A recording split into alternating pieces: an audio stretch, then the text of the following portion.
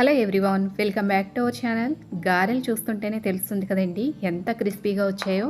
అయితే ఇంతకుముందు మినపగుళ్ళతో గారెలు వేసినప్పుడు కొన్ని క్వశ్చన్స్ వచ్చినాయి. వాటికి ఆన్సర్ ఇస్తూ ఈరోజు పొట్టు మినపప్పుతోటి గారెలను ఎలా వేయాలో చూద్దాం.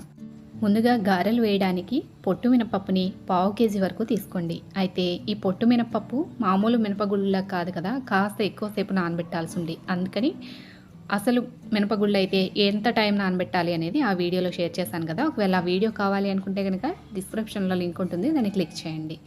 అలాగే పొట్టు మినపప్పు వచ్చేసి మనకి 3 గంటలు టైం పడుతుంది. అంటే మనము 8 టిఫిన్ వేయాలి అనుకున్నాం అనుకోండి, 4 నానబెట్టుకోవాల్సి ఉంటుంది. లేదు 9కి టిఫిన్ వేయాలి అనుకుంటే మనము 5 నానబెట్టుకోండి. అలా మీ టిఫిన్కి తగ్గట్టుగా టైంని అడ్జస్ట్ చేసుకోండి. అలాగే పప్పు నానిన తర్వాత ముందుగా స్టవ్ ఆన్ చేసి డీప్ ఫ్రైకి సరిపడా ఆయిల్ పెట్టేసుకోండి. ఆయిల్ మరిగేలోపు మనం పప్పు కడిగి మిక్సీలో వేసి ఈ టైం అనేది సరిపోతుంది. ఇంకా పప్పు విషయానికి వస్తే పప్పు చూస్తారు కదా ఎంత చక్కగా నానిపోయిందో. 3 గంటలు అంటే 3 గంటలు మాత్రమే నానబెట్టుకోవాలి. ఎందుకంటే అంతకు మించి నానబెట్టామంటే పప్పులో స్టిక్కీనెస్ అనేది తగ్గిపోతుంది. ఇలా రఫ్ చేస్తూ 2-3 సార్లు కడిగామంటే పొట్టు అనేది ఈజీగా సపరేట్ అయిపోతుంది. చూసారు కదా, పొట్టు మొత్తం తీయకుండా ఈ విధంగా కొంచెం పొట్టు ఉండేట్టుగా చూసుకొని కడుక్కోండి. ఇలా కడుక్కున్న పప్పుని ఒక స్ట్రైనర్లో వేసి 5 నుంచి 10 నిమిషాలు వదిలేసామంటే పప్పులో ఉన్న నీళ్ళన్నీ కూడా డ్రైన్ అయిపోతాయి. పప్పులో ఉన్న నీళ్లు డ్రైన్ అవుతేనే మనం వేసే నీళ్ళు అనేది క్వాంటిటీ అనేది కరెక్ట్గా తెలుస్తుంది. చూసారు కదా, ఇలా వేసిన తర్వాత మీరు ఇలా ఉంచి చూసినట్టయితే ఇంకొంచెం నీళ్ళు వస్తూనే ఉన్నాయి కదా, అందుకని ఒక్క 10 నిమిషాలు వదిలేసేయండి. 10 నిమిషాల తర్వాత మిక్సీ జార్ తీసుకొని ముందుగా వడకెట్టి పెట్టుకున్న పప్పుని ఇందులోకి వేసుకోండి.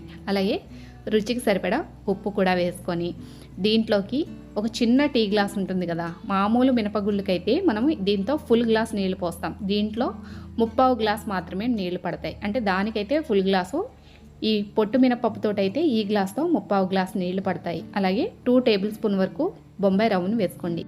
బొంబాయి రవ్వ వేసుకోవడం వల్ల ఎక్స్ట్రా క్రిస్పీనెస్తో పాటు ఆయిల్ కూడా ఎక్కువ పీల్చకుండా మంచి కలర్లో వస్తాయి. అందుకని మిక్సీ పట్టేటప్పుడే బొంబాయి రవ్వను వేసేసుకోండి. ఇప్పుడు నీళ్లు పోసే అవసరం ఏమి ఉండదు.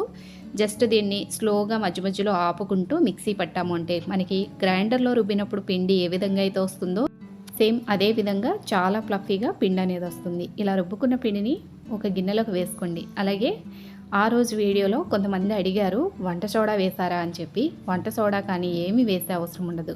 ఒక చిన్న బౌల్లోకి వాటర్ వేసుకొని ఇలా కొంచెం పిండిని వేసి చూసుకోండి.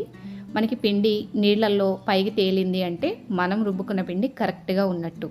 చూసారు కదా, ఈ విధంగా ఇప్పుడు చెయ్యిని తడి చేసుకొని చిన్న చిన్న బాల్స్గా ప్రిపేర్ చేసుకోండి. మనం ఈ ప్రిపరేషన్ అంతా అయ్యేటప్పటికి నూనె బాగా మరిగి ఉంటుంది కదా. ఇప్పుడు చిన్న బాల్గా ప్రిపేర్ చేసుకొని ఇంకా ఎలాగ కూడా ప్రెస్ చేసే అవసరం ఉండదు. మధ్యలో ఒక హోల్ పెట్టి గారె అనేది వేసేసుకోవడమే. సేమ్ ఇదే విధంగా మిగతా గారెలన్నీ కూడా వేసుకోండి. జనరల్గా గారెలు వేసినప్పుడు అరిటాకులో వేసి లేకపోతే అరిచేతిలో పెట్టి పల్చగా స్ప్రెడ్ చేసుకుంటాం కదా, అదేం అవసరం లేదు. వాటంతటవే చక్కగా స్ప్రెడ్ అయిపోతాయి. అలాగే మనం గారెల్ని ఇప్పుడు రెండో వైపు టర్న్ చేసుకుంటున్నాం కదా, ఈ టైంలో స్టవ్ని మీడియం ఫ్లేమ్లోకి పెట్టుకోండి. అప్పుడు మనకి గారె లోపల వరకు ఉడికి పైన క్రిస్పీనెస్ అనేది వస్తుంది. చూసారు కదా, నూనెలో ఇలా నురగ తగ్గుతుంది అనుకున్నప్పుడు ఇప్పుడు హై ఫ్లేమ్ పెట్టుకోండి. ఇలా హై ఫ్లేమ్ పెట్టుకొని వేయించుకోవడం వల్ల పైన మంచి కలర్లో క్రిస్పీనెస్ తోటి వస్తాయి. అలాగే మనం సెకండ్ బ్యాచ్ వేసేటప్పటికి నూనె కూడా వేడిగా ఉంటుంది.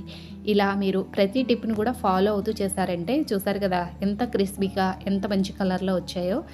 గారెలు రౌండ్గా నూనె పీల్చకుండా వేయడం ఒక వంతు అయితే అన్నీ ఒకే కలర్లో తీయడం ఇంకొక వంతు. ప్రతి టిప్ని ఫాలో అవుతూ చేశారు అంటే కనుక మీరు కూడా పర్ఫెక్ట్గా గారెలను అయితే ప్రిపేర్ చేస్తారు. చూసారు కదా, ఇదే విధంగా మిగతా గారెలన్నీ కూడా ప్రిపేర్ చేసుకొని మీకు నచ్చిన చట్నీతో కానీ సాంబార్తో కానీ సర్వ్ చేసుకోండి. క్రిస్పీనెస్ చూడండి ఒకసారి.